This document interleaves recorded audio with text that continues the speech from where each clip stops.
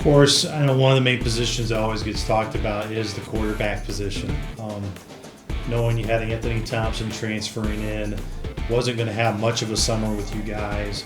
Curtis, of course, making the step after playing a lot last year, filling in. I know Gunner has been trying to get healthy. Cade Chambers coming in at freshman. Overall, we're just with the quarterback position as a whole. What do you like about that position group, and maybe what you can utilize most this fall to possibly figure out what it will look like and come together when you ultimately have the spring? Sure, and then you got Michael Hoppert in there too. So, you've got some experience and you've got some mature young men, have been in this program, have been through it, have played meaningful reps. I know Anthony Thompson maybe not as much, but yet he's older. And so a lot of these guys have got great experience, and that just creates, when you get out there and you're the quarterback, experience is so important.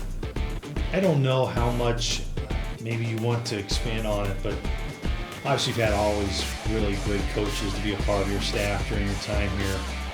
What's been the impact of Coach Castle in terms of the development of not just the quarterbacks, but also it seems like has elevated the passing game in terms of, I know it's just practice, but it seems like he's had a really big impact here early on. I've known Jeff for quite some time, worked with him when I was at the University of Michigan, so I got to know him then. He's a tremendous teacher. He's a great role model, and just really excited the way that the pass game has come along. Really pleased with where it was and where Coach Castle has been able to bring it and take it and continue to go in the upward trend. Offensive line was really going to be a big strength last year because you looked up front and you saw 5 redshirt seniors. Obviously, Tuna got hurt. He's now coming back. But in essence, you always say it starts up front. Where is that group in your eyes right now as you go through fall ball? Well, it starts with the leadership with Isaiah and Alvin. Those are the two I'm going to look to first. And Alvin's played. Isaiah has been a starter. And it's going to start with those two. And we've got other guys that have played as well, as Carter Heron and Joe Vasquez. There's 4 guys right there that have played a lot of football. So I feel real good about that and building around those guys. Depth-wise, when you get out to your skill positions at tight end, at wide receiver, where do you see your depth in terms of the number of guys you can throw out there? Well, at wide receiver, obviously Dante Hendricks is a guy that should be, if not one of the better wide receivers in our conference, but in the country. He's a playmaker. And we got Rontrez. And Rontrez Morgan, I really feel like he's going to have a breakout year. And those two guys have really played a lot of football for us. And we've got other guys, too, that are going to be in the mix, too. Tight end, you got Matei, you got Zach Larkin, Matei Thomas. So those two guys have played a lot of football, and really anxious to watch them. We got Tynan Williams back at tight end. He was hurt last year. So really excited about the skill out in the perimeter. Before we switch to the defensive side of the ball, of course, running back, you think back to the year you were able to flip it. Jaquan Keys was such a big part of that, but also being able to mix in a guy like Titus and Christian Covington. When you look at that stable, because I think you've always said you can't really do it with one guy, you need multiple. Petey and Titus aren't too bad. 2 guys that have played a lot to start off with there. Yeah, Petey and Titus certainly have played a lot of football and are really good football players. And so then we've got some other guys. Matt Soar has been a journeyman for us. Anxious to watch him in the spring. We've got 2 young guys that are going to need some work this spring, and they're going to get a lot of meaningful reps as well. Defensively on that side of the ball, the strength, of course, really seems like it's going to be within not just your front 7, but that defensive line, led by Noakes, who's had a great career here. His leadership in terms of bringing those other guys along, and where you see the depth maybe up front. You can really see him come out. I think Jonas did a great job. He's probably as good a leader as I've been around. But you're starting to see a Noak follow that. Noakes has been such a tremendous player, but you're just seeing his work ethic, and you're hearing him talk, and just really excited for him. Caleb Brewer, really anxious to watch him play this year. We've got a lot of guys up front. As you know, we play a lot of guys up front, and we've got a lot of good players. So it will start up front with the D-line. Get to the middle of your defense. You even brought up him to me about a week or so ago.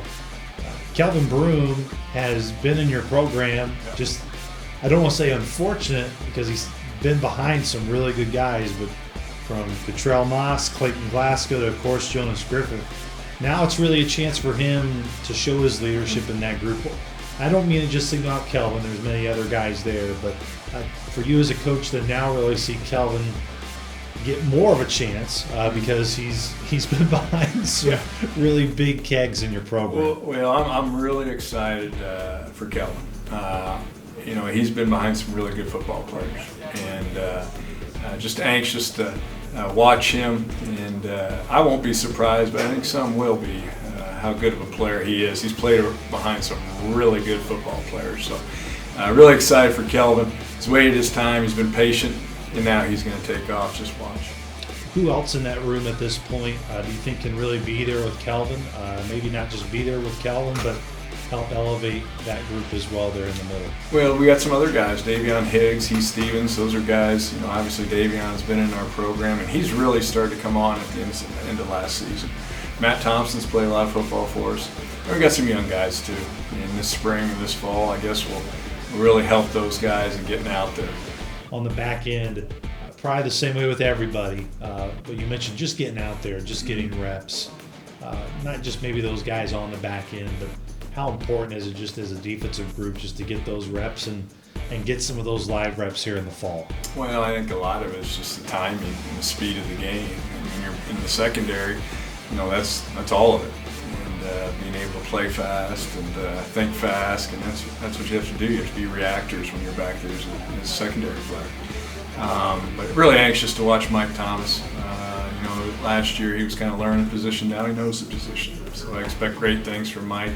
Ty Hambright's back. He missed most of the season last year. We've got some other guys who are going to be in the mix too at the safety position. I'm really anxious to watch C.J. Rutherford, and Dwayne Thompson and those guys that have really played but yet really get into the mix right now. And so I'm anxious to watch them. And Nehemiah Montague is the same. And then at the corner position, we've got what I believe is two of the best corners in our conference. You've got Mekhi Ware and Caleb Newman. And then we've got some other guys that are going to get some, going to be right in the thick of it as well. So really excited about the secondary. I know it may not be something that jumps out to the fans right away, but Jerry, of course, put his name all over the record book from a kicking standpoint. That's a big hole to fill. At this point, I know it's a group of guys, but where do you stand on a special team standpoint in trying to replace arguably one of the best kickers, if not the best kicker in Indiana State history from a record standpoint? Yeah, absolutely. Jerry was a great player for us. Excited to see Connor Turney. We've got him. Really anxious to watch him get out there. He's got a very talented leg. Alan Selzer is another young man who's transferred in. Anxious to watch him. Of course, at the punting position, Travis Reiner has been a punter for us and has done really a good job for the last 2 years. And then Wyatt Harwood, he's as good a long snapper as I've been around. He is really, really good. He's always on the money. And it's great to have those three guys, and really four guys are right in the mix when you're just talking special teams. I know we went through everybody, but just as you start fall ball tomorrow, the biggest message you have for your team as you hit the field for practice one of fall ball is what? Well, I think that the main thing is to get out there. We got to get back at it. And we've been away from it for so long, but they're ready. They've worked hard, and I know they're anxious to get out there and start playing. And the thing we've got to do is we got to get better as a team. And I think that's the main point. Take care of each other, take care of one another, come out of this healthy, come out of it better. We're going to be doing a lot of fundamentals, a lot of individual. We're going to get into a lot of that. We'll get into some team periods as well.